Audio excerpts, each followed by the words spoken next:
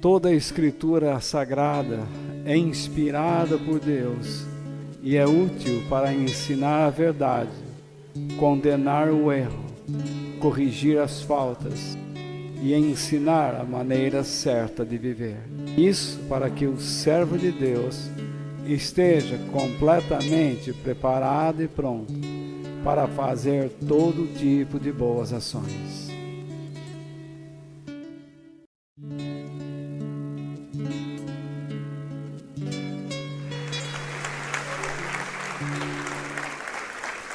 E nesta noite, o meu tema é: se Gideão pôde,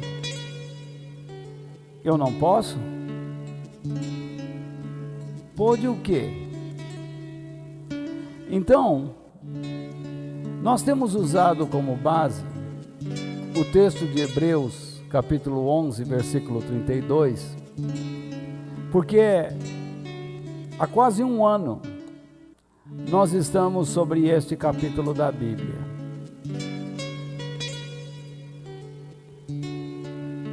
E se nós quisermos ser bem detalhistas, nós vamos avançar por muito mais tempo. Então lá está escrito: o que posso mais dizer? O tempo é pouco para falar de Gideão. Se o tempo era pouco para falar de um homem chamado Gideão, imagine quem foi esse homem. A pessoa que escreveu a carta aos Hebreus tinha um conhecimento histórico que nós não temos. Nós temos um conhecimento bíblico e a Bíblia resume determinadas coisas para nos dar o que é de interesse de Deus, do interesse de Deus, a fim de que nós possamos aprender por meio dos exemplos, das histórias.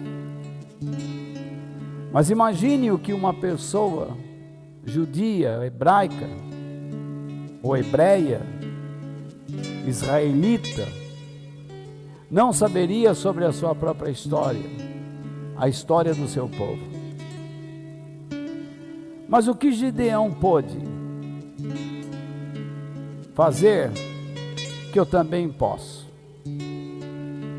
Nós sabemos que ele foi escolhido por Deus numa situação em que o povo estava vivendo uma verdadeira miséria, não é verdade? Vocês guardaram isso? O povo vinha experimentando bonança e sabe, toda vez que experimenta a bonança, a vida fica boa, fica fácil ou razoável. Existe a possibilidade do quê? Relaxar. Você começa a namorar, está indo tudo bem. Relaxa. Você se casa, está indo tudo bem. Relaxa. Você arruma um emprego, trabalha firme, daqui a pouco começa a relaxar. O resultado é, você é demitido. Você começa a estudar, está indo bem. Relaxa. Você se descontrai e deixa de ser disciplinado. Você se formou e diz, muito bem, consegui. Conseguiu o quê? Aí você vai estagiar. Você vai ver quanto custa tirar as penas da galinha. Aí você percebe que tem que pagar mais um preço. Você supera os estágios. Então você começa agora a ganhar. E você diz, que bom, relaxa. Para com os estudos. Você acha que já sabe tudo. Enfim. Você ingressa numa igreja e diz, encontrei o meu caminho. Durante um tempo você é fervoroso e depois relaxa. Você acha que isso aqui sempre vai existir, que você já aprendeu o que se adequa à sua vida, o que é necessário, e então você já se satisfaz com aquilo e relaxa. E você não percebe que você está abrindo a guarda para que o mal, em todas as suas formas, passe a invadir sua vida. O povo de Deus foi a mesma coisa. Boa agricultura, muito alimento, uma vida boa, uma terra fértil dada por Deus. Em uma região árida, o povo vivia sobre rios, ribeirões. Sua terra, em relação aos desertos bem áridos ao redor, era verde, produtiva. Relaxou. E os inimigos então passaram a oprimir. E não adianta muitas vezes dar conselho para um relaxado. Ele não ouve. Então ele vai ter que aprender com a dor que ele mesmo causa a si próprio. E foi isso que Deus fez. Deus deixou que eles sofressem. E então eles começaram a gritar, depois de 7 anos, pessoas morrendo, perdendo suas casas, vivendo em insegurança, amedrontados, foram viver em cavernas. Então eles resolveram clamar a Deus: Deus, nos livre, nos ajude, nos salve. Mas como Deus poderia salvar uma nação que estava buscando um Deus apenas como tábua de salvação? É como alguns que chegam aqui e dizem assim: bom, minha vida foi para pior, é melhor eu ir na igreja umas 2, 3 vezes para ver se melhora. A vida cristã não é isso, não é esse misticismo todo que algumas pessoas apresentam ou pensam que é. A vida cristã é um estilo de vida, com altos e baixos, mas ela nos dá uma missão. Então, aquele povo perdeu a noção da sua missão em Deus. Não dava para Deus trabalhar com aquele povo. Então ele foi atrás de alguém. Deus é onisciente. E ele sabe com quem pode contar. Ele foi atrás de um sofredor, que praticava os mesmos erros, que estava se escondendo, que fugia dos seus adversários, mas era trabalhador, porque Deus não escolhe pessoas desocupadas para realizar sua obra. Deus não escolhe pessoas que estão mentindo para ensinar a verdade. Porque Deus escolhe para fazer sua obra pessoas comprometidas. Imagine Deus escolhendo um ladrão aqui para ensinar a pessoa a ser generosa. Aqui dentro não tem nenhum Robin Hood. E nem queremos que haja. O que nós queremos é que as pessoas que se disponham a servir a Deus sejam pessoas comprometidas com a verdade e com o reino do Senhor. Agora, quando Deus vai salvar alguém, Ele tira essa pessoa do buraco. Eu estou falando de um outro estágio. Quando uma pessoa vai servir a Deus. Tem gente que chega aqui e diz assim, eu não quero ficar no banco. Ué, você não quer ficar no banco? Mas você nem sei quem você é. Então, é no banco que você vai ficar. Se não quiser ficar no banco, fique em pé.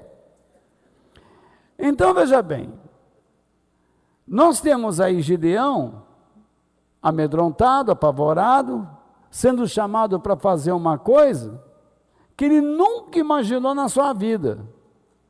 E o que ele fez? Ele pediu sinais a Deus.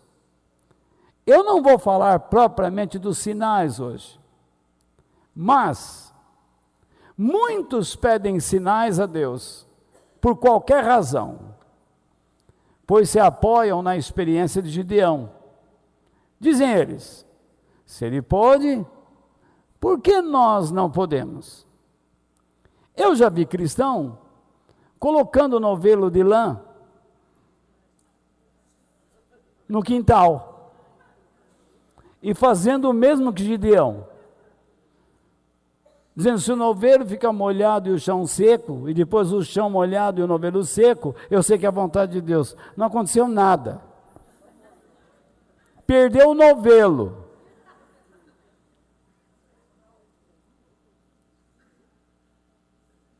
Porque é uma estupidez. Por que eu digo isso? É claro que podemos pedir sinais a Deus, mas quando?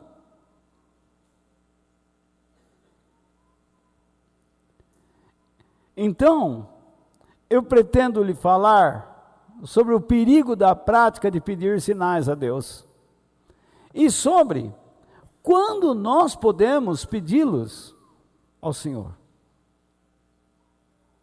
Ou não é verdade? O nosso texto histórico está lá em Juízes capítulo 6. E lá, nos versículos 34 ao 40, que eu não vou falar sobre todo o texto.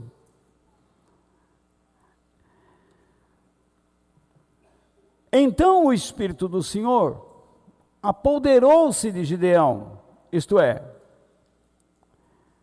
Deus o revestiu com o poder divino, com o poder do alto, da mesma maneira que Jesus revestiu os seus discípulos, não é? Por ocasião da sua ascensão. Não é isso? Ele mesmo, antes da sua morte, disse aos discípulos, ou antes da sua ascensão, ele disse aos discípulos, permaneçam em Jerusalém, até que do alto sejam o quê? Revestidos de poder. E depois ele disse, recebam o Espírito Santo, o poder do Espírito Santo, para que vocês sejam o quê? Minhas testemunhas. E a palavra testemunha significa meus mártires. Pessoas que estão dispostas a dar suas vidas pelo reino de Deus. E nós sabemos que são poucos. Então, muita gente, muitos pastores pregam, você vai receber o poder, é o poder, é o poder. Mas não explica para que é o poder. Porque são mentirosos. O poder de Deus vem para fazer de você um possível mártir. Uma pessoa que esteja capaz de morrer para si mesmo. Toda vez que Deus derrama o poder dele sobre alguém, é para que essa pessoa possa morrer para si mesmo a fim de servir a Deus. Eu já vi vigília e o povo gritando, dá poder, tem até o hino, Senhor manda poder, Senhor manda poder. Aí começa, poder só para operar maravilhas, mas não é para matar, para desconstruir. Quando Deus nos dá o poder, é para acabar com o nosso orgulho, nosso egoísmo, a fim de que nós façamos a vontade dele. E pode ser que Deus não queira fazer maravilhas. A única maravilha que Deus quer fazer, muitas vezes, é transformar o nosso caráter, para que nós sejamos pessoas melhores, mais úteis. Enfim, Gideão recebeu um revestimento de poder, para que ele parasse com aquela coisa de bebê amedrontado, de uma pessoa rejeitada, de uma pessoa que servia apenas a um propósito pequeno. O revestimento de poder era para que ele tomasse consciência da realidade divina, que ele era um homem escolhido por Deus para realizar uma grande missão, mas para isso ele teria que negar a si próprio, ter coragem. Nós vimos como ele teve, não foi? Ele foi lá, destruiu o altar de Baal e também o poste ídolo. Olha aí como vocês guardam, que maravilha, hein? Então, veja só, ele destruiu e aí quiseram matar ele, não foi? Mas o pai, seu pai por nome, Joás, o defendeu.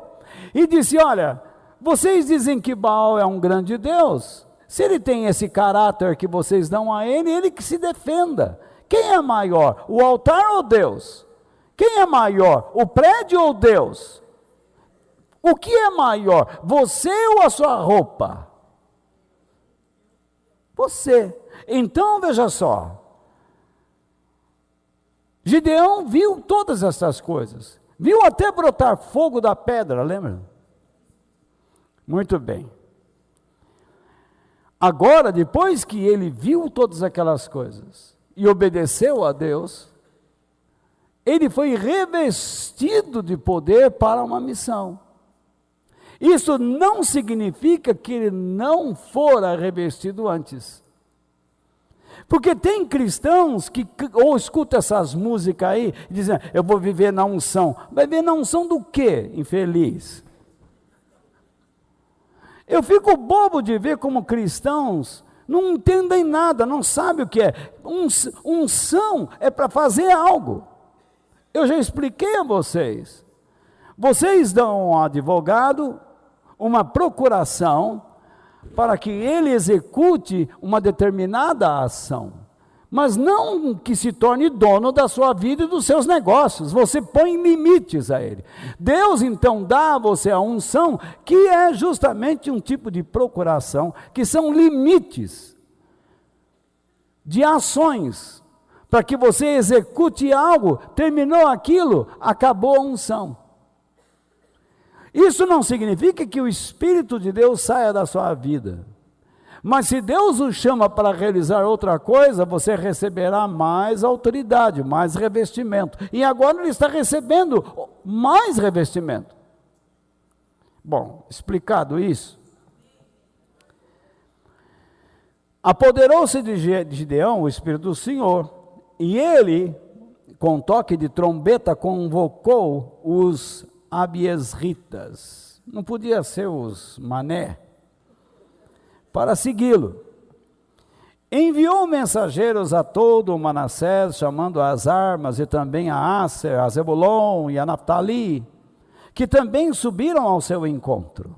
Então, veja, o toque de uma corneta de carneiro significava o quê? Existe uma mensagem, é uma convocação.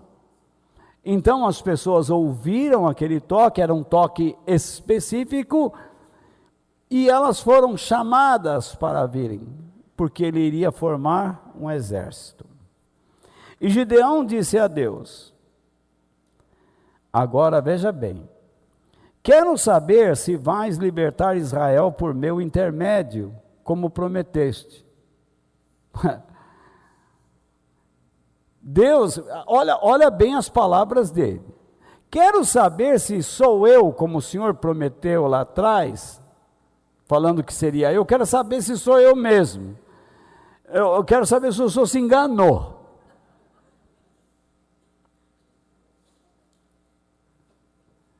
Quantas vezes você disse assim, Deus me abandonou? Será que Ele me abandonou? Olha o que eu estou passando, não é justo o que eu estou passando. Eu estou na igreja, eu comprei uma Bíblia. Toda semana eu levo 50 centavos de oferta. Eu sou um cristão verdadeiro. Por que eu estou passando isso? Onde está Deus? Será que ele me escolheu mesmo? Será que eu sou dele?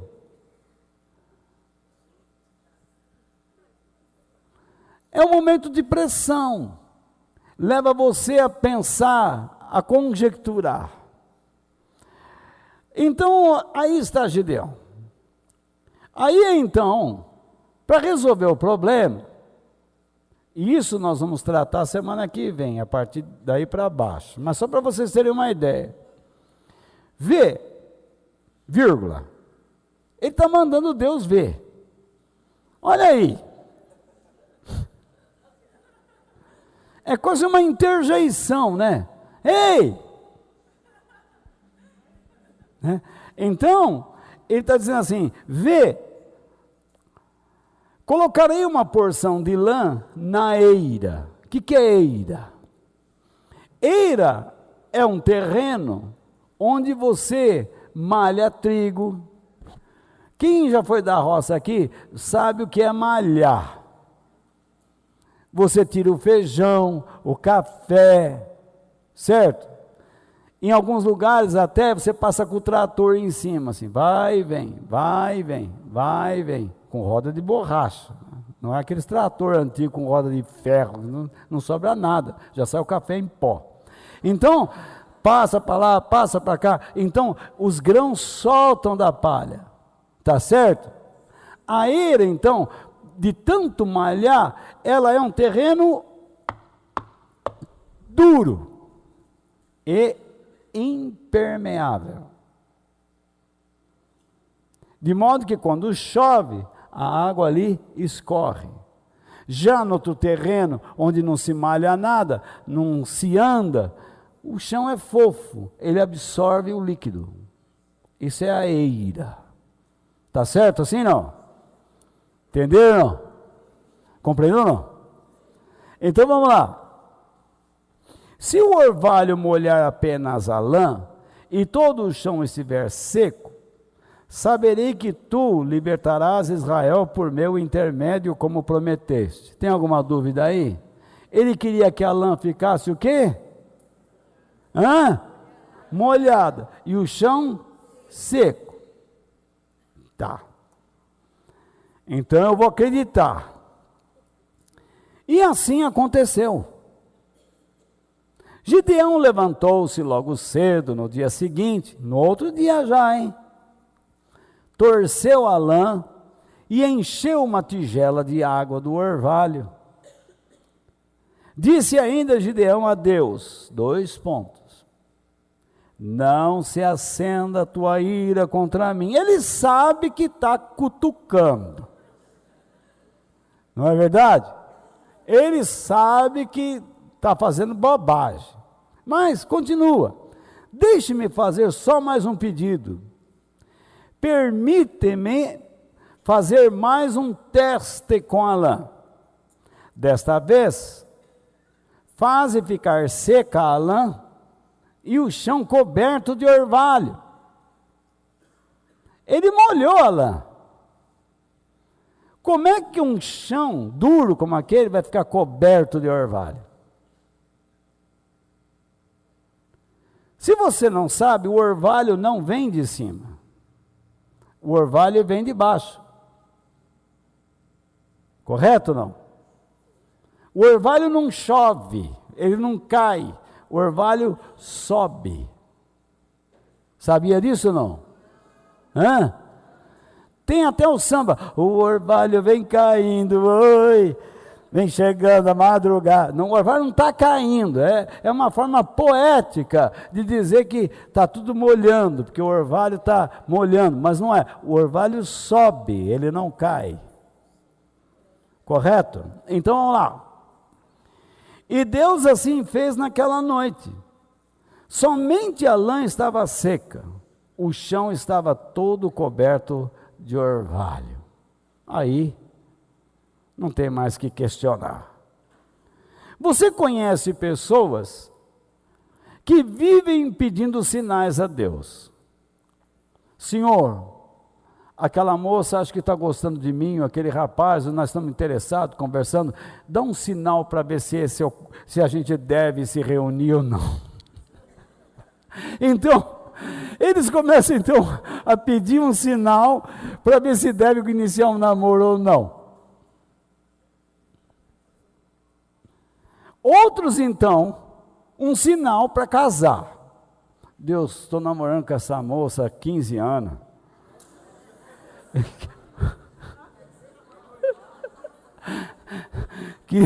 Eu queria que o Senhor me desse um sinal se eu caso ou não caso. Deus fala, você que sabe, porque eu já desisti. Então, veja bem, a pessoa então começa a dizer, será que eu caso ou não caso? Outros então para início de algum negócio, não é? Senhor, eu perdi o emprego, estou com dinheiro aqui e tal, será que eu abro? Me dá um sinal. E para tantas outras diferentes situações. Mas engraçado é o modo como as pessoas pedem sinais. Eu já vi gente, e eu até escrevi nas notas, que diz assim, Senhor, se for da tua vontade, o telefone vai tocar em 5 minutos. Alguém já ouviu isso também? Levanta bem alto a mão. Eu não estou mentindo sozinho aqui. Então veja lá, toque o telefone em 5 minutos. Tem outros que dizem assim, Senhor, se é da tua vontade, me dá uns arrepios. Isso eu também já vi. Eu quero sentir um negócio que sobe e desce, que torna a descer, torna a subir. Às vezes é TPM, ou andropausa. Outros dizem assim, Senhor, manda um vento. Se tu estás aqui, venta. O pessoal que vai nas montanhas orar, fica pedindo o vento, certo? Manda um vento. Sons, né? Teve um homem que estava lá na montanha, lá para o lado do Jaraguá, orando, e ele começou a gritar, Senhor, envia o teu Espírito. Nisso um morcego passou na cara dele. Ele caiu, rolou, e ele caiu em cima de um estrume de animal. Quando ele olhou as calças, ele estava de terno preto, e aí ele disse assim, bom, Senhor, eu vou ficar calmo. Ele ajoelhou, e ele era escurinho, e quando ele ajoelhou, terno preto, ninguém viu. A irmã veio correndo, passando, aleluia, tropeçou, caiu os dois, ele rolou mais ainda e caiu num espinheiro. Acabou a consagração, né? Então, Deus mandou toda a prova do mundo para mostrar que ele não valia nada, né?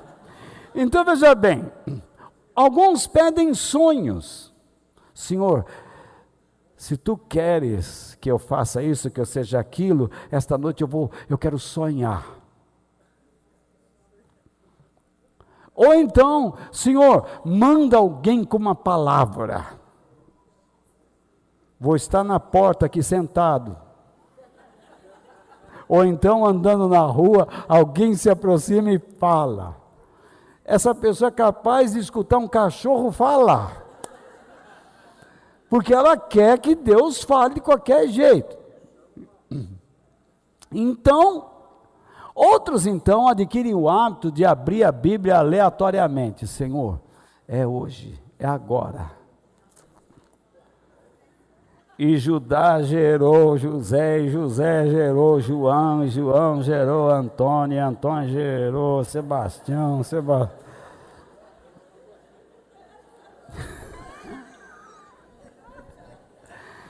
está querendo que eu faça filho no mundo?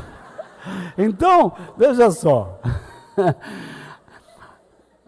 São loucuras que as pessoas trouxeram para o cristianismo que não funciona. Agora, se você pede um som a Deus, Deus pode atender o seu pedido? Pode, por quê? Porque Ele é Deus, Ele faz o que quer. Mas tem um porém, como eu expliquei a vocês, Deus nunca vai agir contrário ao seu caráter. Não é isso? E Ele jamais permitirá que alguém que não pretenda mudar o seu caráter, desfrute da sua bondade e poder do reino. Então, uma pessoa que não quer mudar sua vida, fica lá pedindo sinais a Deus, para saber se aquilo é da vontade dele. E Deus teria que dizer: você não me conhece, como você vai entender os meus sinais? Se você não aprende sobre o meu caráter, como é que você vai fazer a minha vontade? Vamos entrar num acordo, diria o Senhor. Vamos começar transformando a sua vida? E então você vai começar a entender como eu posso orientar você em todos os seus caminhos. A verdade é que muitas pessoas não estão dispostas a refletirem sobre a palavra de Deus em suas vidas. Eles não querem que a palavra de Deus habite ricamente dentro deles. Eles ficam pensando apenas nos seus problemas e nas soluções dos mesmos. Eles querem um caminho fácil. Eles não querem ser transformados. Inclusive há reuniões para isso. Campanha, novena, é a água, é o óleo, é o sabonete, é a toalha, é a camisa, a camiseta, o sapato, a meia. Fora outros subterfúgios. Nós trouxemos essas práticas ocultistas, provenientes do ocultismo e também da mediunidade, para dentro da igreja. Coisas que Deus abomina. Nós temos dentro da igreja pessoas que são prognosticadores, isto é, adivinhos. Em nome de uma profecia, a irmã está vendo alguma coisa? Deixa eu ver. Eu estou cansado de ver isso. Quantas vezes eu não orei por pessoas e elas olhavam para mim e diziam assim: o irmão viu alguma coisa em mim?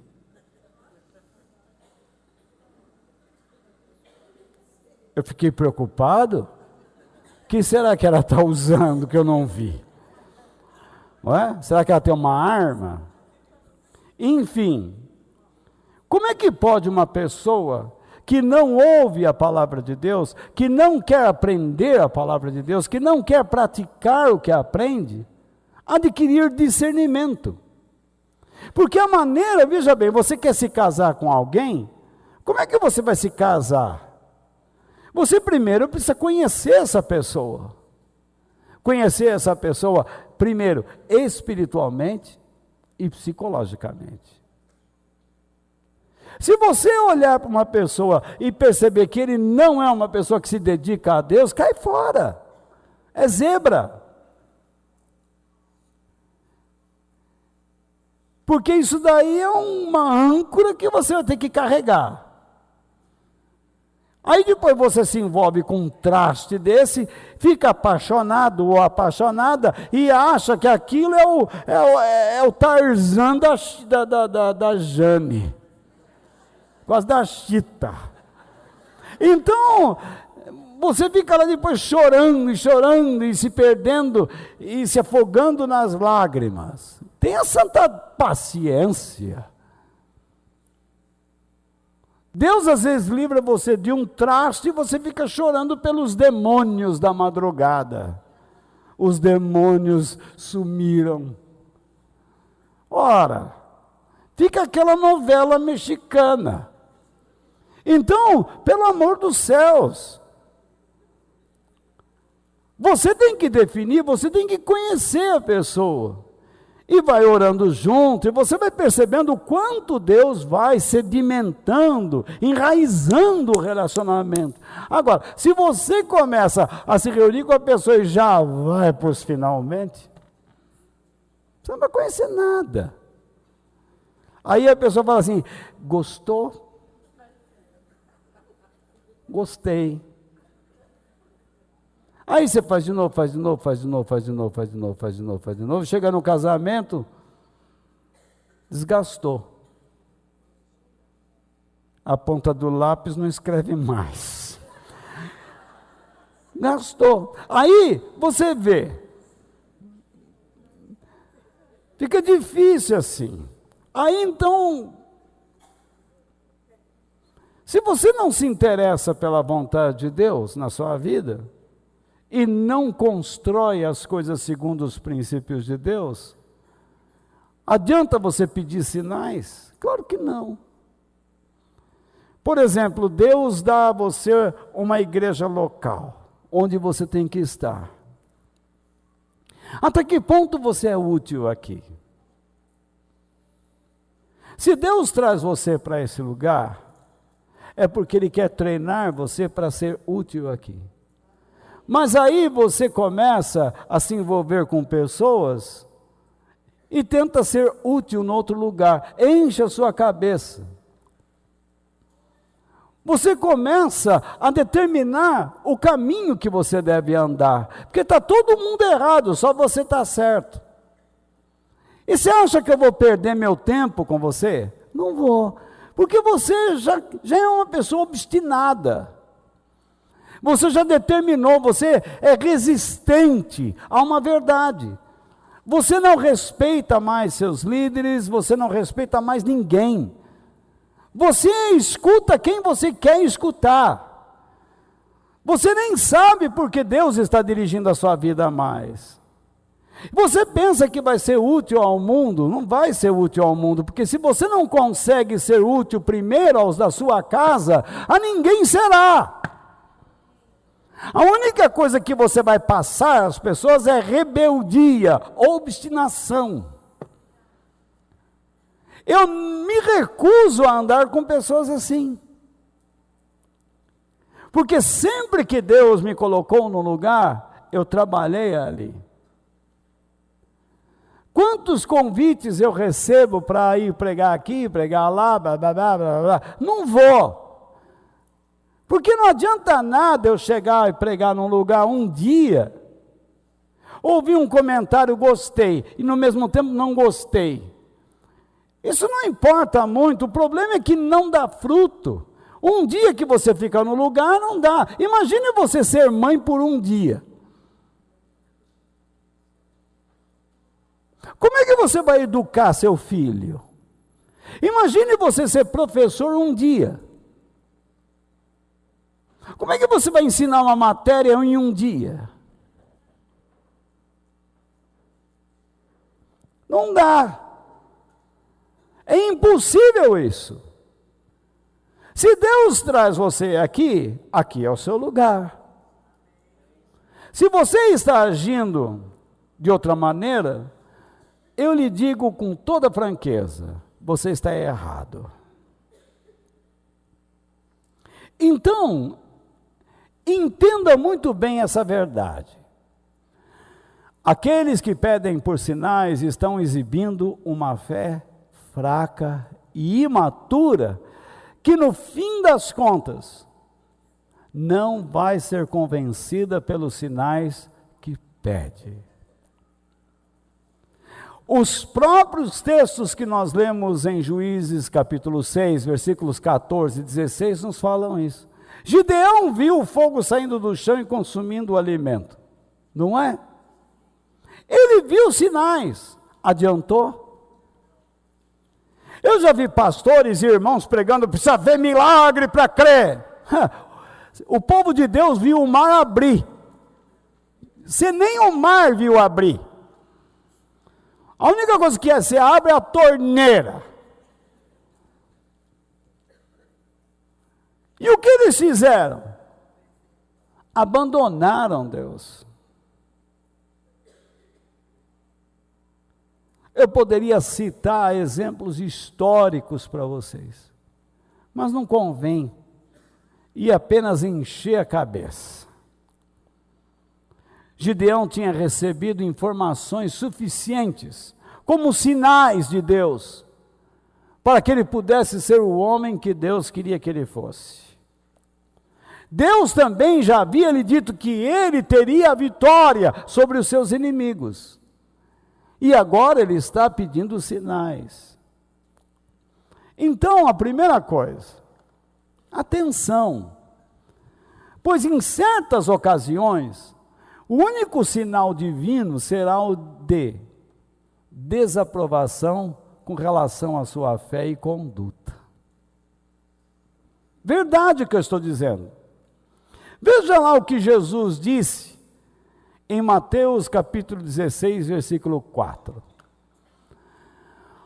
Como o povo de hoje é mau, isto é, cegamente, eticamente cego e inútil. Não que um cego seja inútil, mas a pessoa eticamente cega é inútil. Um cego é útil demais, ele é sensível, ele percebe coisas que uma pessoa que tem 2 olhos não vê. Mas uma pessoa eticamente, moralmente cega é uma pessoa inútil, perversa, uma doença, uma bactéria, um vírus, entre outras pessoas. E tem mais. Jesus disse: essa geração é má e sem fé, isto é, infiel a Deus. Então Jesus diz: vocês estão me pedindo um milagre. A palavra no original significa um sinal, uma direção, uma previsão, por meio de um prodígio. Eles queriam que Jesus fizesse algo que apontasse para alguma coisa, que os conduzisse a uma direção. É que nem o cara, eu estou namorando, ou vamos começar um namoro, é da tua vontade? Como é que Deus vai ficar dirigindo uma coisa que você já predispôs ser da vontade de Deus? Estou cansado de ver gente que fala assim: Deus, mostra-se a tua vontade, eu namorar ou continuar o namoro. Mas tudo que ele quer é começar ou continuar. Mostra se meu coração é avarento. Mas não adianta mostrar, você é. Basta olhar os frutos da sua vida e você vai ver o quanto você é avarento, o quanto você ama dinheiro e coisas materiais. E você não se despreende. Muito bem. Jesus continua. Mas Jesus diz: mas, depois disso, vem a trancada. Mas, o milagre de Jonas é o único sinal que lhe será dado. Então, ele, Jesus, saiu. O verbo sair significa que Jesus os abandonou, nem deu bola. Não quero saber de vocês. E foi embora. E a expressão foi embora significa que Jesus saiu seguindo ou indo após o seu líder. Quem era o seu líder? Deus. Jesus estava mais preocupado em servir a Deus do que dar sinais. Eu cansei de ver gente que vai na igreja e fica dormindo, dá glória a Deus, depois na hora do ensino dorme. E depois diz: eu amo a Deus. Como você pode amar a Deus? Você vai numa faculdade para se formar e você vai em todas as aulas e dorme. Você vai se formar no quê? Sonologia?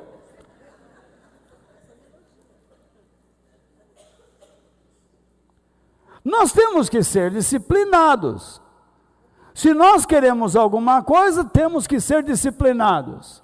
Se eu pego um livro para ler, eu vou até quando dá. E vou anotando. Eu não apenas leio, eu anoto. E depois, se possível, no fim da tarde, eu quero ler de novo o que eu anotei, para que aquilo fique dentro de mim. Então Jesus olha para aquela geração e diz: essa geração é má, é inútil, é cega. Eles estão me pedindo um sinal, e eu não vou dar sinal nenhum para vocês. O único sinal que vocês vão ver é o sinal de Jonas. Jesus está claramente desaprovando o que eles, a conduta deles, o que eles são.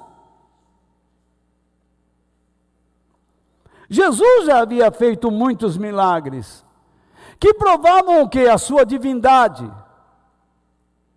Quando eu olho para cada um de vocês aqui, eu fico imaginando, olha o quanto Deus já fez.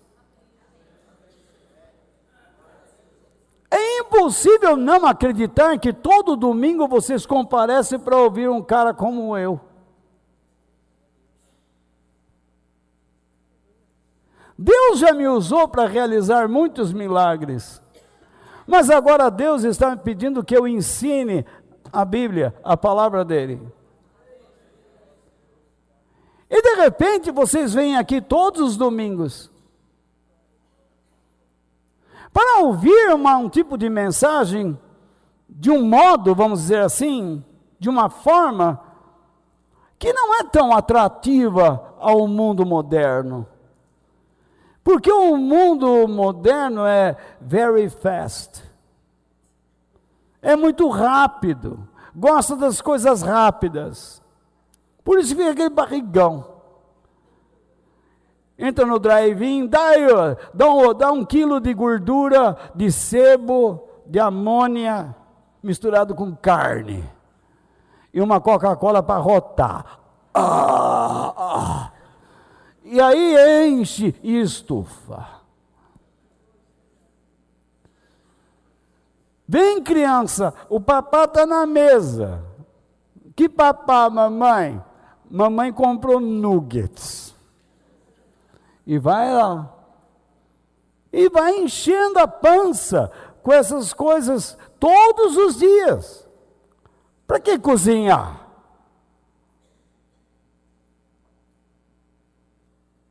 Vamos envenenar. Então nós gostamos de nos envenenar. Nós não queremos sair de um lugar onde a gente sofreu realmente uma lavagem, não cerebral, mas uma lavagem de purificação, que nos empurra contra a parede.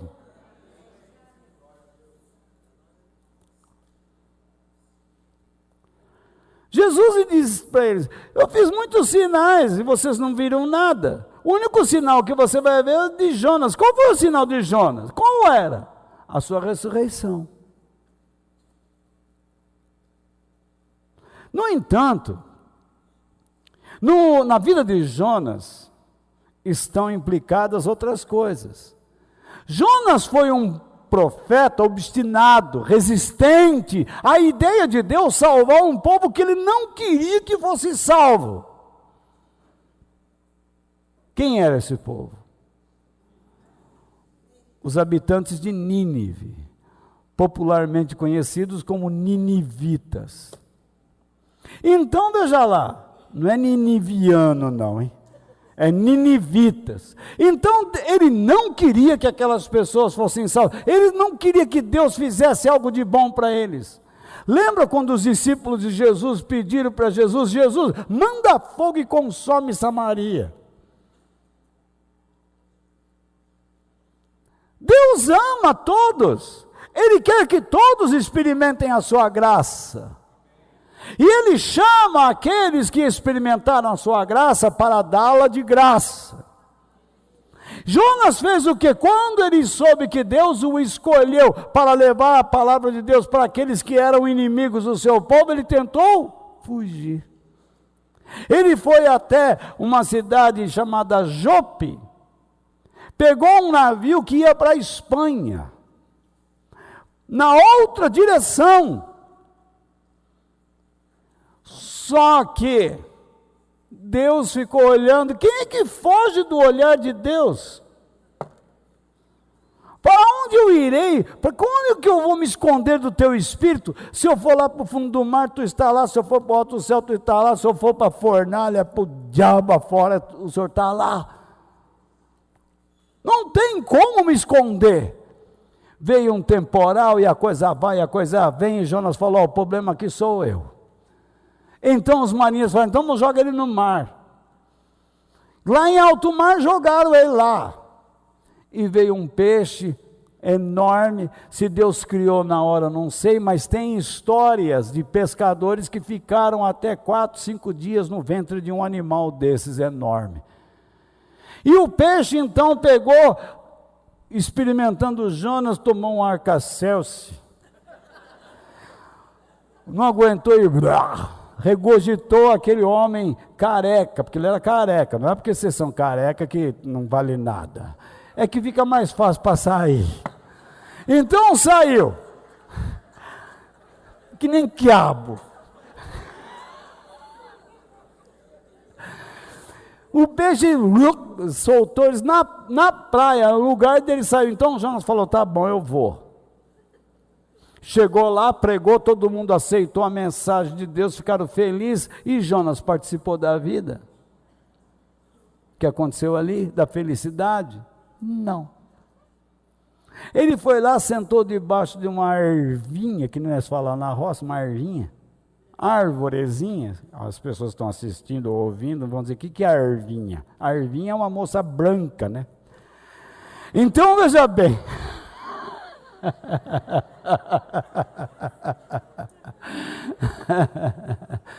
Então ele senta debaixo de uma árvorezinha, e Deus vai lá e seca a árvore, e começa a queimar o sol careca dele. É assim que acontece com a pessoa obstinada, com a pessoa que não se entrega aos desígnios de Deus, que resiste os planos de Deus. Jesus disse: o único sinal que vocês vão ter é a minha ressurreição, mas vocês não vão participar da alegria dela. Assim como Jonas foi lá e pregou e não participou da alegria deles. Tem muitas pessoas que vivem ao redor da igreja como um satélite. Ou então eles ficam nas beiradas, mas eles nunca se tornam igreja. Eles ficam na beirada da igreja, mas não se torna, não entra. Fica na porta do reino, mas não entra. Eles veem tudo o que acontece. Sabe que é a verdade, mas não experimenta a alegria de Deus, a felicidade de Deus. E por conta disso não conseguem superar a si mesmos, seu orgulho, seu egoísmo. Jesus falou sobre isso. Porque eu estou adiantando as coisas, né? Mas vamos lá. Segundo ponto, Satanás realizará muitos sinais no futuro, a fim de afastar as pessoas da verdade divina. Não adianta nada pedir sinal e não conhecer Deus. Você é um prato cheio para ser enganado. Veja só o que Paulo diz, lá em 2 Tessalonicenses capítulo 2, verso 9.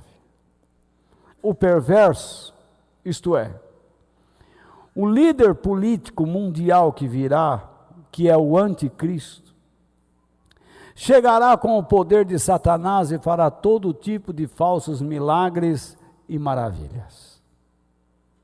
As pessoas vão pedir sinais e ele vai fazer. E enganará com todo tipo de maldade os que vão ser destruídos. Quem são os que vão ser destruídos?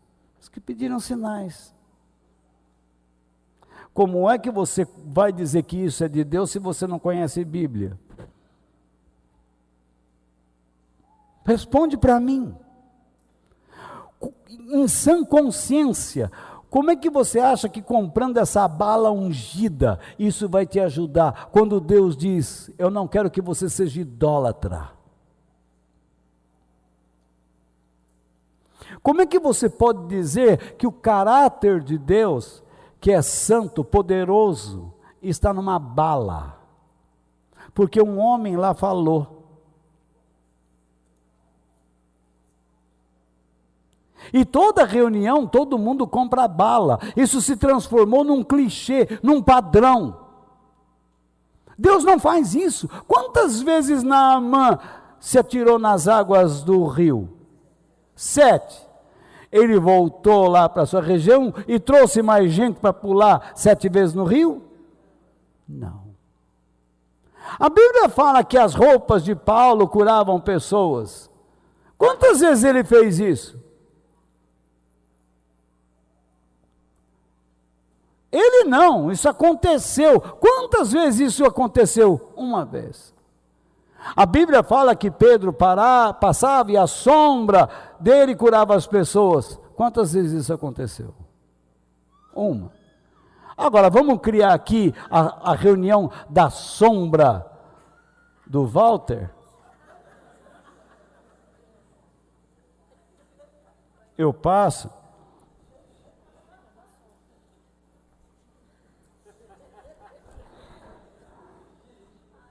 Então, a sombra vai curar. Aí na semana que vem, quem não foi curado na sombra, outro, volta semana que vem que vai ter mais sombra aqui. A pessoa é um assombrado. Então é uma loucura que nós estamos fazendo. Nós estamos perdendo o juízo. Nós não estamos raciocinando.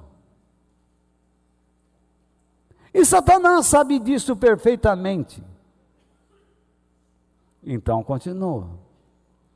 Eles vão ser destruídos porque, olha lá, por quê?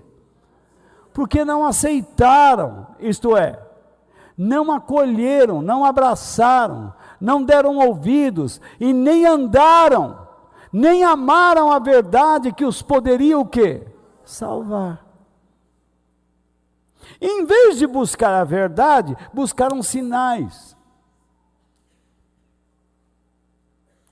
Em vez de buscar aprendizado, buscaram misticismo, buscaram crendices, buscaram gente maluca. Eu posso ser um pouco maluco, mas maluco não sou. Posso ser considerado maluco, mas maluco não sou. Eu estou em sã consciência e sei que Deus está me usando para ensiná-los sobre o seu caráter. E se você observar a grandeza e o esplendor da glória de Deus, sua vida vai mudar, com certeza.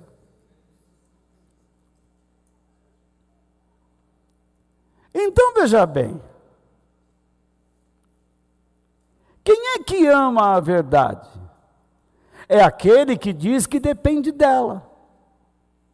Reconhece sua fragilidade, a ausência dela. A ausência da verdade em nossas vidas revela o quê? A falta de serventia, a nossa inutilidade. Você não é capaz de ajudar alguém. Quando você está diante de pessoas, você não consegue dar a ele, porque você não tem. Deixa de colocar combustível no seu carro, ele não anda, a menos que você o empurre. Quem não ama a verdade? Quem é orgulhoso e quem é egoísta. Por que você acha que alguns pastores dizem que estudar a Bíblia esfria na fé? Ele é burro e quer que todo mundo tenha pena, como ele tem. É burro. Idiota. Ele se satisfaz com a idiotice. Assim como acontecia na Idade Média. A igreja queria que todo mundo se transformasse no seu feudo. Mas quando homens começaram a traduzir Bíblia e a escrevê-la com o seu próprio sangue tirado de seus punhos, como John Wycliffe fez, o povo passou a conhecer a verdade e se a indispor com uma falsa liderança. O que a igreja fez? Mandou caçar esses homens e matá-los na fogueira. Você sabia que a igreja andou de mãos dadas com o nazismo? Com o comunismo? Aceitou a morte de milhares e milhares de pessoas para alcançar as benesses desses governos marotos, não, assassinos? Me admira o senhor Papa Francisco dizer que um governo chinês passe a decretar quem é o bispo e quem não é. Se ele é o representante de Deus, com que autoridade ele deu para o presidente da China? Então agora o presidente da China é o Papa II. É uma maluquice ou não é?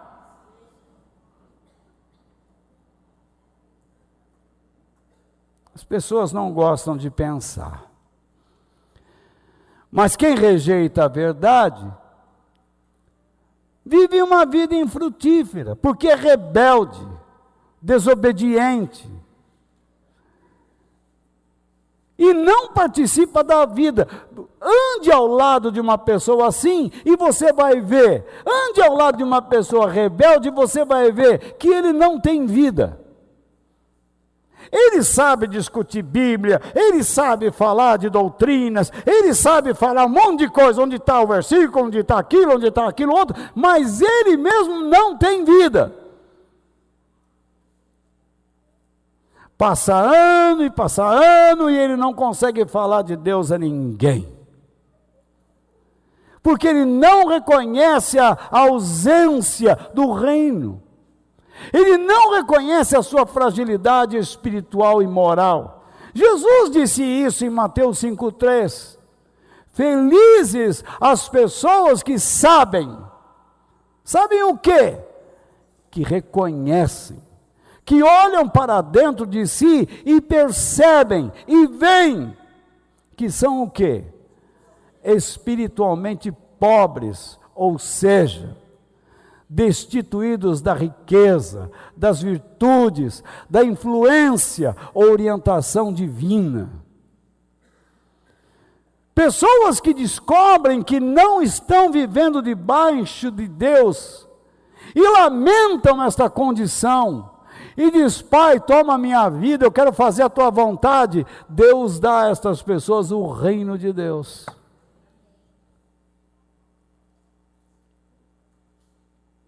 Não sei se está interessando isso, mas é um episódio da vida de Gideão. Uma pessoa jamais poderá experimentar a felicidade sem a influência e a orientação divina. Ninguém pode desfrutar da bondade e do poder de Deus se não reconhecer suas fragilidades espirituais e morais. Se você está aqui dizendo: eu vim hoje aqui porque eu vou receber de Deus, vai receber nada. Se você não mudar, Deus vai fechar a porta na sua cara. E não adianta um pastor dizer assim, não, você tem a fé, porque aqui você recebe. Deus não é negócio. Deus é Pai. Ele não brinca com a sua educação. Ele não cria bandido. Ele não cria mentiroso. Ele não cria hipócrita. Ele faz com que as pessoas sejam esclarecidas e busquem a razão da verdade em suas vidas. Por isso que eu disse que muitas pessoas estão vivendo ao redor da igreja, mas não se tornam igreja. Eles não querem se comprometer e não conseguem superar a si mesmos. Por isso nós temos que voltar ao nosso texto, ao que vocês têm aí impresso. Não é isso? Após Gideão ser cheio do Espírito Santo, o que acontece? A primeira coisa que acontece no texto lá é, Gideão foi revestido com o poder de Deus, a fim do quê? De convocar o seu povo e formar um exército para a guerra, não é isso? Então, após ele ter sido cheio do Espírito Santo, ele convoca os israelitas para guerrear contra os inimigos. Não foi essa a promessa que Deus fez a ele? Você vai ser líder de um exército. Muito bem. Nós não temos recebido o Espírito Santo de Deus? Para quê? Para ficar dizendo para os outros, você tem poder, eu tenho poder. Poder para quê? Um pastor me diz, eu tenho poder. Poder para comprar fazenda, comprar gado? Comprar avião particular? Eu queria ver poder para ser humilde. Já que você diz que cura todo mundo, eu gostaria de levar você lá numa AC Camargo, onde eu me trato. E então você entra lá na fila, né, Raquel? Nós damos uma moleza para ele, não pode dar? De leve, você que trabalha lá no meio daqueles cancerosos. Então a gente anda lá no meio daqueles cancerosos, como eu, e a gente anda lá, e então fala assim, começa a curar todo mundo aí. Porque é aqui que você tem que fazer. Jesus, ele curava as pessoas na rua. Ele não pedia dinheiro para as pessoas receberem cura. Ele andava. Ele entrou lá em Gadara, todo mundo viu o milagre que ele fez, expulsando aquele demônio daquele gadareno que matava, que queria matar todo mundo, que corria atrás de todo mundo. E então, resolveu alguma coisa? Não. Mandaram Jesus embora de lá, porque ele mandou os demônios entrar na porcada lá, nos parmeirenses lá.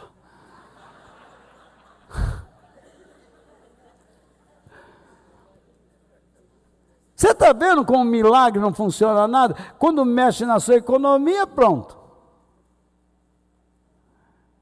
Vocês estão meio cansados.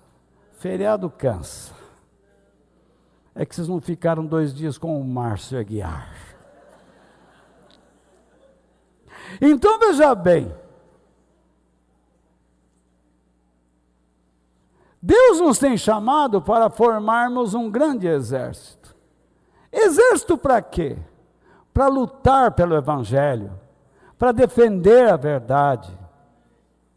Hoje vocês viram esse casal aqui, suas vidas estavam longe de Deus, mas hoje eles estavam aqui diante de vocês, pedindo que vocês orassem por eles, para abençoá-los.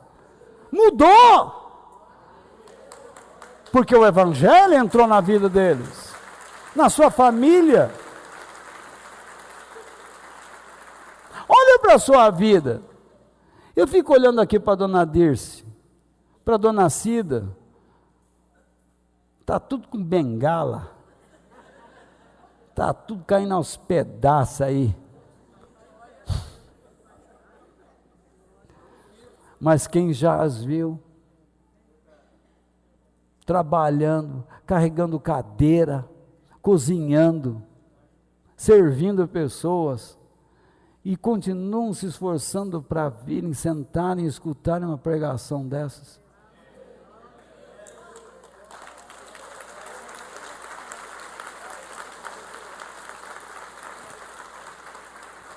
Aí eu vejo um jovem dizer assim, hoje eu estou com enxaqueca na língua.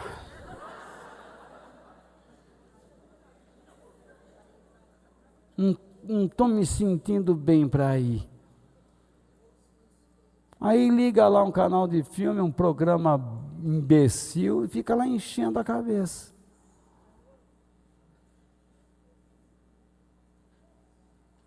Cada um escolhe o que quer.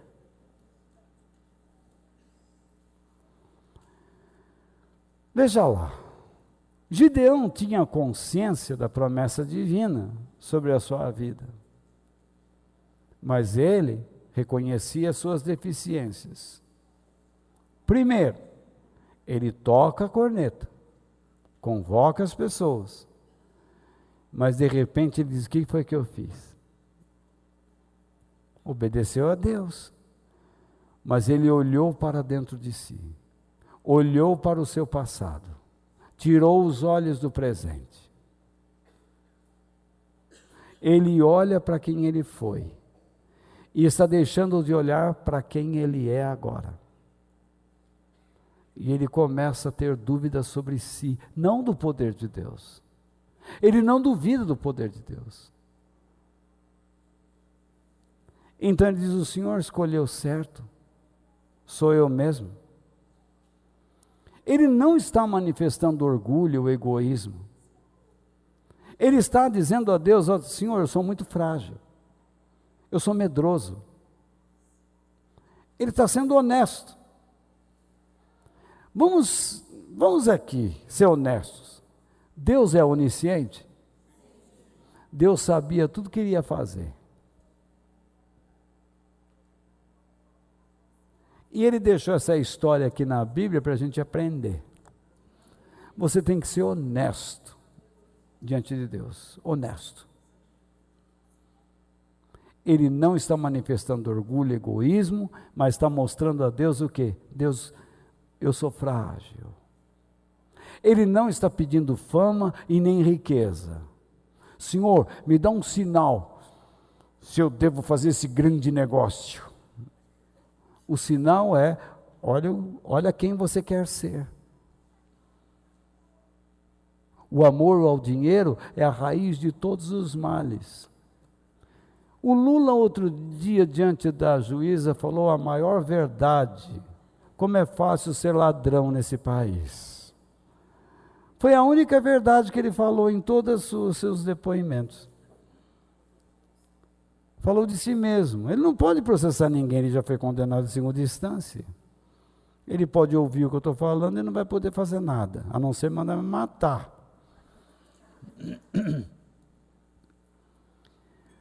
Ele olha para Deus, não pede fama, não pede riqueza, mas ele pede o quê? Convicções fortíssimas. Gideão queria fazer a vontade de Deus, mas ele olha para dentro de si e está vendo o quê? Um homem amedrontado. Ele era um homem amedrontado quando malhava trigo. Agora ele está amedrontado porque tocou a trombeta e viu que a coisa funcionou.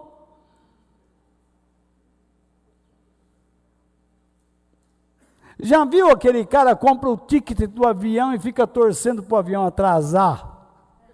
Ou para ele passar direto? Mas ele para e fala: portadores do ticket, agora entrem, por favor, pelo portão 2B. E você sabe, sou eu. Aí você olha e entra naquele tubo. E aquilo vai voar 400 por hora, a 10 quilômetros de altura. Você diz: Jesus, eu vou perto de ti.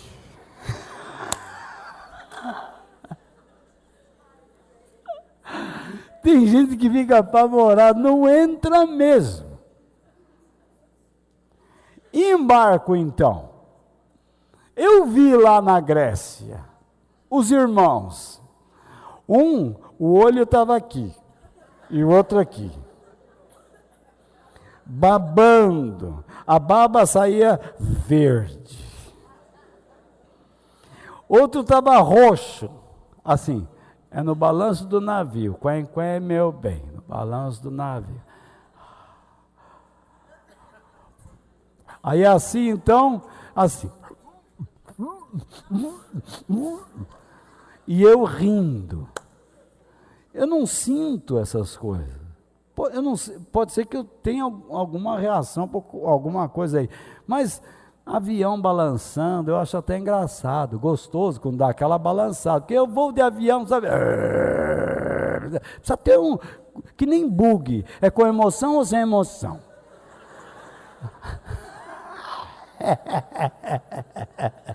Você vai no Nordeste, os bugueiros falam, você quer com emoção ou sem emoção? É emoção! Aí o cara senta aqui, ai, ai, de repente um fica lá atrás.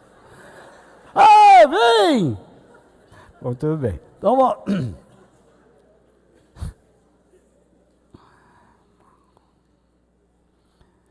você não acha que uma pessoa que se encontra com Deus em poucos dias já recebe um chamado para ser líder de um exército e de repente fala, agora você toca a corneta e todo mundo vai vir, você vai dirigir, você vai ser um general? Eu só fui um malhador de trigo, um agricultor, de repente agora eu vou ser um general, todo mundo veio para escutar minhas ordens, como é que você se sentiria?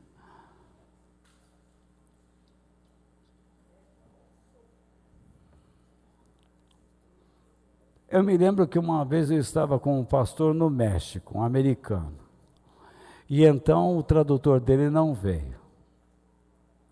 E ele falou, Walter, e agora o que eu faço? Falei, se vira. Ele não falava uma palavra em português e nem em espanhol. Falei, se vira, não sei. Aí, ele orou a Deus. E ele foi lá na frente e começou, buenas noches hermanos, queridos, que Dios bendiga, eu tenho uma palavra de Deus para você, para todos vocês, abram sua Bíblia e a palavra de Deus, a palavra cucurucucu, e vamos lá, la cucaracha, então, pronto.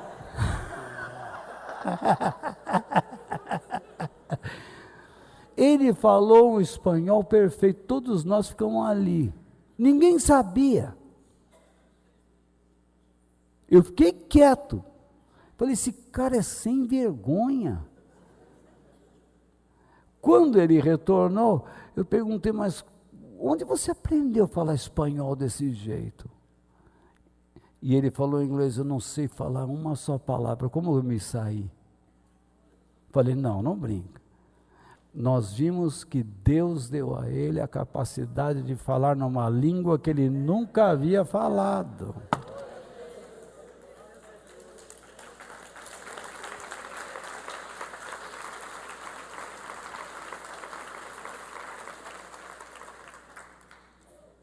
É que nem a Marlene,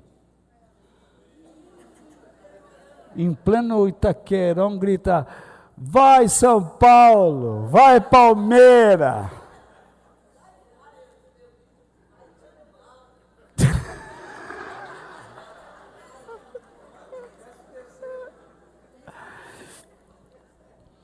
Você não acha natural, então, que Deus tenha tido paciência com Gideão? São algumas horas, alguns dias, e de repente ele recebe uma missão dessas. Isso não quer dizer que Deus não tenha paciência com a gente, mas muitas vezes eu não entendo como ele pode ter tanta paciência. Em algumas horas a vida de Gideão mudou. E a vida de muitos, em muitos anos, não muda.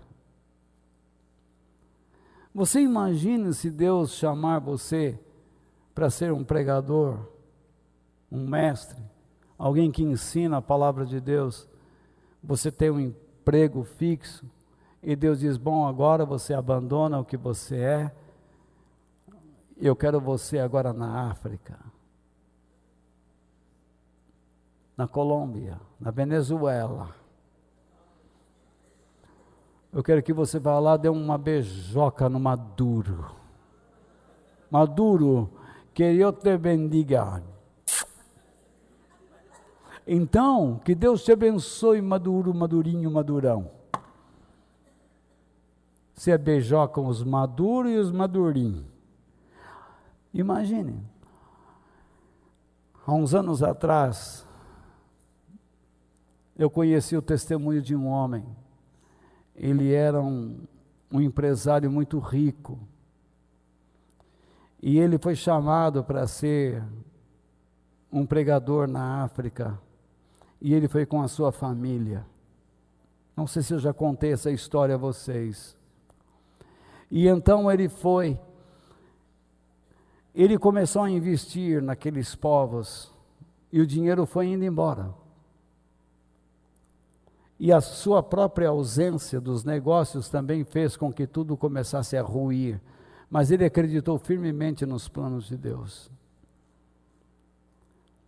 Depois de alguns anos, poucos anos, a sua filha mais velha morreu, doença. Poucos dias depois, a mais nova, ele abraçou sua mulher e dizia, vamos confiar em Deus. Passado alguns meses, a sua esposa contraiu uma enfermidade e morreu.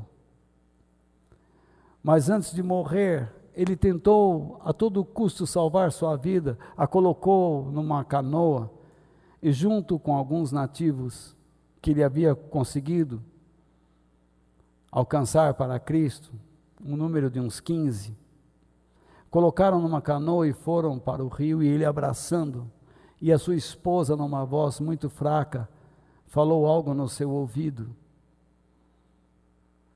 e deu um leve beijo e faleceu. Ele chorou amargamente.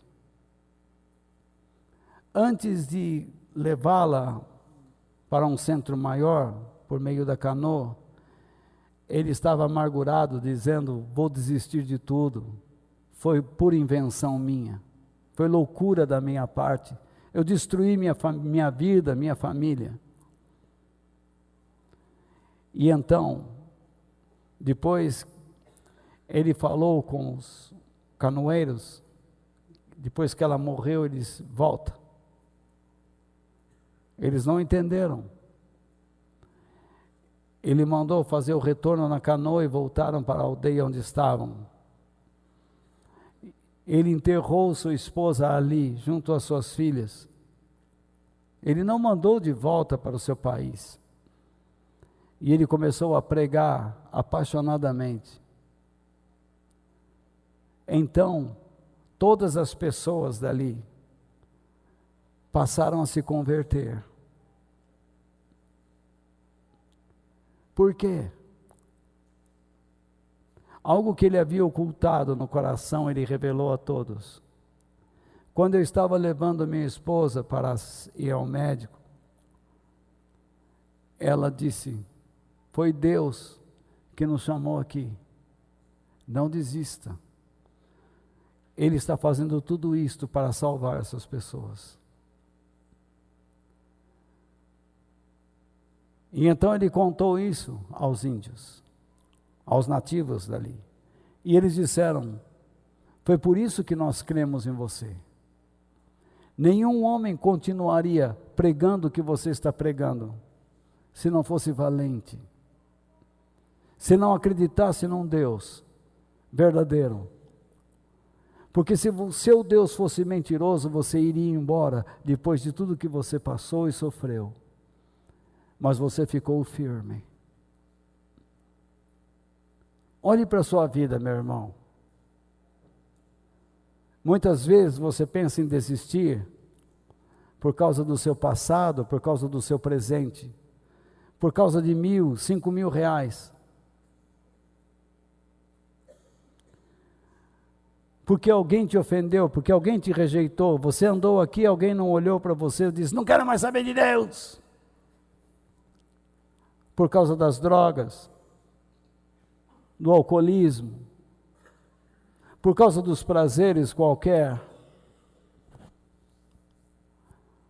E o que Deus falou com você? Você precisa de algum sinal para andar com Deus? Deus não está pedindo que você abandone coisas para andar com Ele. Deus não pede que você abandone a sua família. Deus não pede que você abandone o seu emprego, que você esgote sua conta bancária. Deus pede que você seja fiel. Mas olha uma pessoa como eu, que um dia Deus pediu para que desistisse de tudo, para ser o que eu sou. Isso causa medo, porque eu sou ninguém nesse país, ninguém. Se Deus o chamasse para ser um pregador, você diria o quê? Quanto vai ser o meu salário? Um homem de Deus não pode pregar por dinheiro. Ele não pode pregar por dinheiro. Eu me lembro de um pastor aqui que um dia veio conversar comigo, ele disse assim, eu vou para Curitiba, mas eu falei, eu quero um carro do ano, eu quero cobertura, quero segurança para minha família. Eu falei, você está errado. Como é que você pode querer pregar o evangelho exigindo bens materiais, dinheiro? Isso é uma vocação.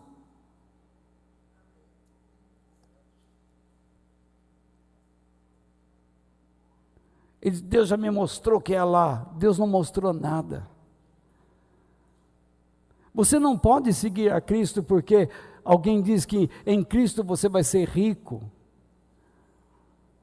Você vai conseguir isso ou aquilo. Não. Em Cristo você vai conseguir a eternidade. Se você vai ser rico ou não, esse problema é outra questão. Isso é um plano de Deus na sua vida. O que Deus quer é que você seja fiel. O que Deus quer é que eu seja fiel a Ele. Que eu seja fiel ao falar para vocês da palavra de Deus. Eu não sei o que vou ganhar, o que vou perder. Deus me deu muitas coisas que eu acredito que eu nem merecia. Mas tome cuidado. Quando você começa a achar que deve pedir sinais a Deus, não precisa pedir, você já tem a Bíblia. Que sinal você precisa para amar o teu inimigo? Para perdoar o teu inimigo? Que sinal você precisa para fazer o bem para aqueles que te fazem o mal? Que sinal você precisa para dar a Deus o que é de Deus e a César o que é de César? Que sinal você precisa para viver de modo elevado, moralmente falando? Que sinal você precisa para ser um bom marido, uma boa esposa, um bom filho, um bom pai, uma boa mãe?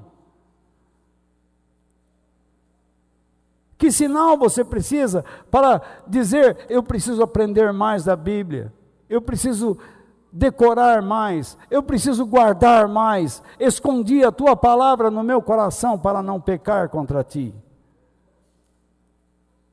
Gideão pediu um sinal, porque ele estava em questão de horas. Isso não é um exemplo que você deve seguir, isso é uma circunstância. Pode acontecer na sua vida? Pode, mas isso não pode ser algo comum. Pare de viver atrás de coisas místicas, comece a entrar na realidade das coisas.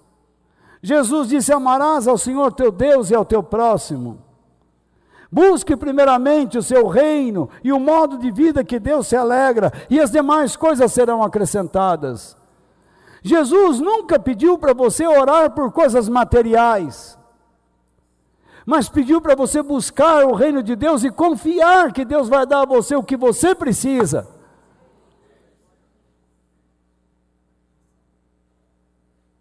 Eu espero